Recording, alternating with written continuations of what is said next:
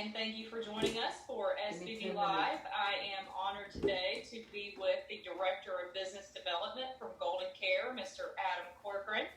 And Adam, I know I've been watching you on Facebook and have been quite impressed with the efforts that Woundcare and Preferred Care with Chris Milley, the owner, have been putting out for all of our professionals and seniors in the industry. So tell me a little bit about what you've been doing and how people can utilize home care at a time like this. Sure. Well, thank you, Amanda. And first and foremost, appreciate Seniors Google for having Woundcare on SBB Live. Yeah, this time is a little crazy, right, for a lot of us. But I think, we've talked a lot about looking at this as an opportunity, not just in a business sense, but also personally. So, from a business perspective, we've had to adapt, okay? Naturally, home care, we're helping people come out of the hospital, rehabs, and in those cases, we're typically doing face-to-face assessments. And right now, we're looking at that and saying we're going to prioritize. So if someone still does need a face-to-face assessment, we certainly are going to do that. However, we've gotten creative. We've been doing virtual assessments. We've been able to conference in families of 5, all on the same phone call, to really have that collaboration of what care looks like for their mom and dad. So as we adapt to this current new normal, I actually look at it as opportunity of, if we can continue mastering this type of admission, I think the long term is we will gain a better skill set to be able to have better communication with families, to know exactly what to expect when they're electing to have services with us. So we're really, just as busy as we would be in any normal season. And I'm going to talk to a couple points of why home care is so relevant. But in the recent weeks, what we've been doing kind of as a charity opportunity is we've been partnering with American Farms and Preferred Care Home Health. American Farms is a local farmer here in Collier County. And through some personal connections, we were able to identify that they have a surplus of inventory of beautiful flowers and plants that are going to sadly die in their fields or been thrown away at local stores. And they want to take the opportunity and impact our frontline, essential workers here in Collier County. So they just needed some guidance and direction of where to bring them and how to do it. And the reality is they have the logistics of the delivery and we have contacts. So together, collectively, we've been impacting all of our healthcare workers. So we've been able to donate.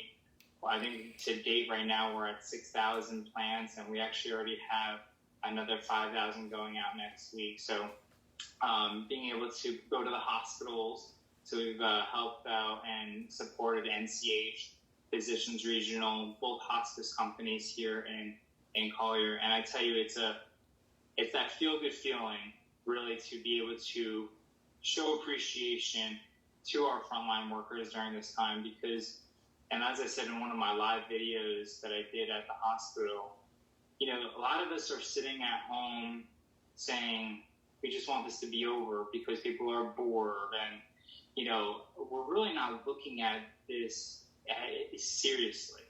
And when I say that, I mean because, there's thousands of people that are going out and working in the hospitals, these rehabs, that are essential employees that don't have the opportunity of saying, I'm going to stay home with my kids and protect my own health and well-being. So those are the people who we really have to recognize during this time. When it comes to home care, it's interesting. A lot of people are saying, there's going to be a lot of downtime. Well, not really at all. Home care is more relevant now than ever.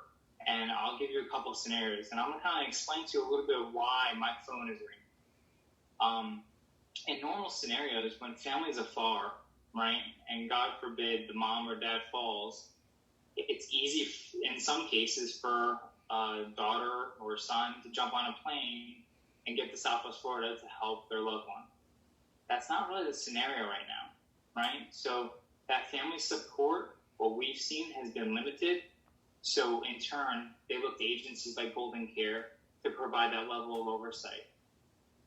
Another thing that we've identified is about a month ago, Governor DeSantis in Florida put a law into place where they're limiting the visitors in assisted living communities and rehabs. So even including families. So we looked at that as an opportunity because for the person who does live here locally in Naples and gets to go see their dad in assisted living every day or every other day, that's not the case anymore.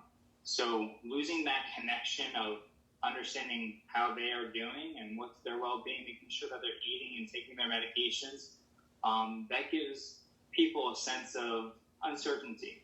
So, however, in turn, they are still allowing home health and home care workers to go into these assisted living memory care communities to provide that additional level of oversight.